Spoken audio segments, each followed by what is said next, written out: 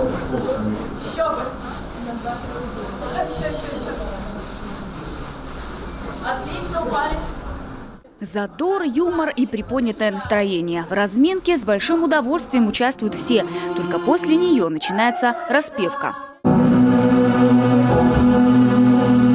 В холлах университета распевки уже перед прослушиванием. Кто-то поет, слушая мелодии в наушниках, а кто-то уже представляет себя на сцене. Выше неба паруса, свой полет по жизни легким сделай сам.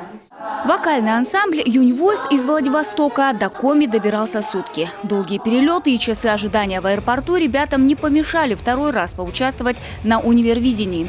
В прошлый раз они попали в финал проекта и удивили своей задумкой.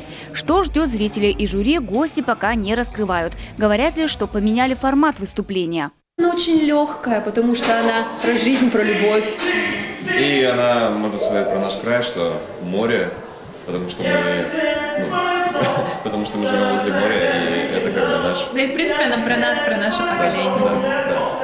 Привет из Владивостока! Да, привет из Владивостока. Коми на универвидении представил Сергей Тяпкин. Он учится в магистратуре СГУ. Много лет молодой человек пытался попасть в число конкурсантов, но в нашем вузе, говорит, слишком строгий отбор.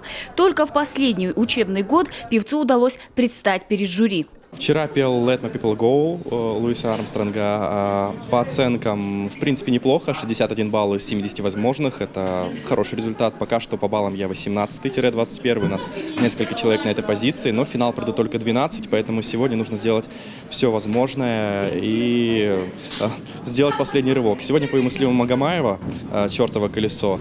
В принципе, решил взять две максимально разнохарактерные песни. Немного джаза, немного русской классики. Поэтому надеюсь, что получится удивить жюри и своими ногами дойти до финала. Выложиться по максимуму хотят все участники конкурса. По словам наставников и членов жюри, исполнителей в этом году сильнее, да и больше их в 2 раза. Уровень конкурса с каждым годом поднимается, что студенты стали интереснее, я бы сказала. Интереснее почему? Это касается и выбора репертуара, и их, действительно, и вокальных данных, и какого-то уровня просто рассмотрения материала.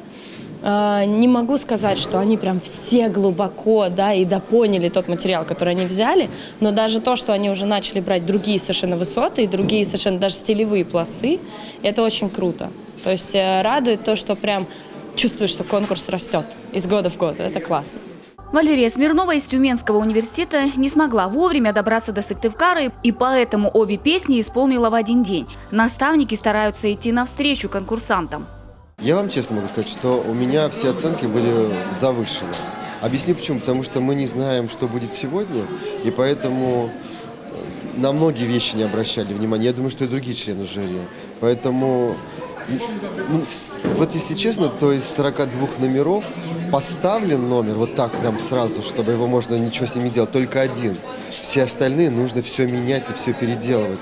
Где-то поправлять, где-то заставлять ребят, чтобы не волновались, потому что кто-то не взял ноту одну.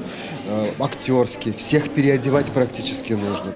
Для этого остаются считанные дни. Гала-концерт пройдет 29 ноября. По итогам прослушиваний определили финалистов. Еще 2 определят сами участники и зрители онлайн-трансляции полуфинала. К слову, следить в режиме прямого эфира за всеми конкурсными этапами можно в группе «Российской студенческой весны» ВКонтакте. А у финалистов началась работа с педагогами по вокалу и студенческому движению, постановка номеров на гала-концерт, чтобы выйти на большую сцену КСЦ «Ренова» во всей красе. Анастасия Тюрина, Иван Богомолов, телеканал «Юрган».